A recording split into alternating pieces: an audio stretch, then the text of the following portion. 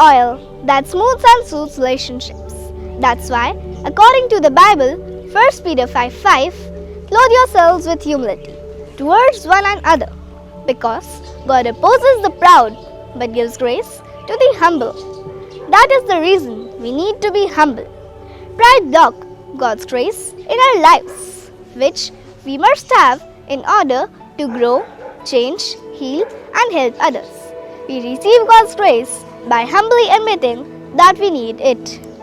Paul advised in Romans 12:16, live in harmony with each other.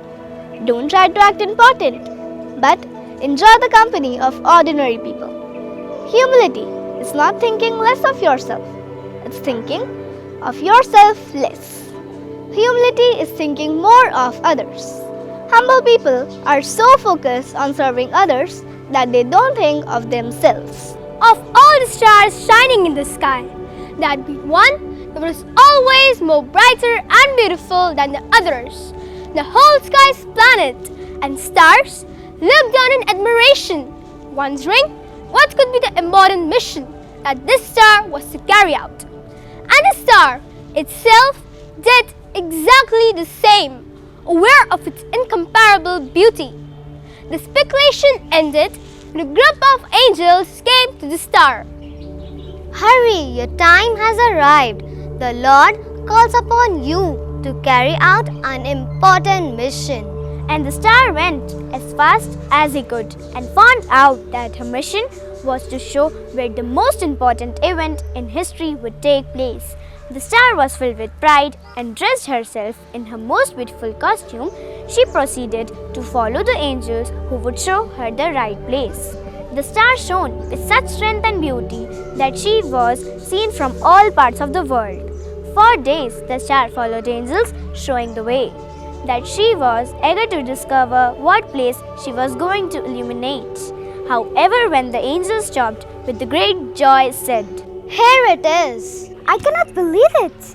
There are no castles, no palaces or mansions, no gold or jewels, only a small, half-abandoned, dirty, smelly stable.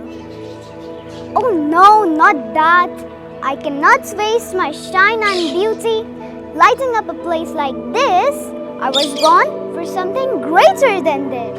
And though the angels tried to calm her, the star's fury grew and grew, and so much of arrogance and pride bubbled up inside her that she began to burn. And thus she consumed herself and disappears. Well, what a problem. There were few days left before a big movement. They were without a star. The angels in a panic ran to heaven to tell God what had happened. In that case, search for the smallest, most humble and joyful of all the stars you can find and bring it here. Surprised by the order, but unquestioning, because the Lord often did this kind of thing. The angels flew to heaven in search of the smallest, the joyful star. It was a tiny star, as small as a grain of sand. He knew so little that he gave no importance to its brightness and spent his whole time in laughing and chattering with his friends, the biggest star. When he was brought to the Lord, he was told, The most perfect star in the creation, the most wonderful, the most brilliant, has failed due to its pride. I thought that you, the most humble and joyful of all the stars, should be the one chosen to take its place and light up the most important event in history, the birth of baby Jesus in Bethlehem. The star was filled with so much emotion and joy that he had already arrived over Bethlehem, led by the angels before he realized that his brilliance was negligible and that, however much he tried, he could not illuminate things much better than a firefly could. Okay, how come I didn't think before accepting this assignment? I'm the smallest star there is. It is totally impossible for me to do as well as that great shining star. The shame of it. I'm going to mess up an opportunity that all the stars in the heavens would have loved to have had. all the stars in the heavens. Of course, they would love to take part in something like this. On December 25th, at midnight, I want to share with you all the greatest glory that can exist for a star to light up the birth of God. I will await you in the little town of Bethlehem by a small stable. And indeed, none of the stars rejected this generous invitation. So many stars joined together that they form the most beautiful star of Christmas that would ever be seen. Even though the little star couldn't ever be seen amid all the brilliance.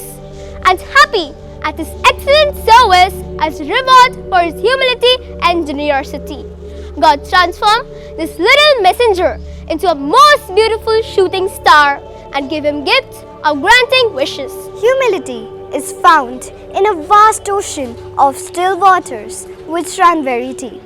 At the bottom lies self-esteem. At first, going within the ocean is like journeying into an unknown area of immense darkness. But just as exploration can lead to buried treasures, one searching his or her inner world can find jewels buried in the depths. And the jewel buried deepest, which shines the brightest and gives the most light, is humility. At the darkest moments, its rays penetrate. It removes fear and insecurity and opens up the self to universal truth. In the end, we would like to conclude by quoting, "It was pride that changed angels into devils. It is humility that makes men as angels." So, this Christmas, let us sow the seeds of humility in us, because one word spoken in humility has the significance of 1,000 words.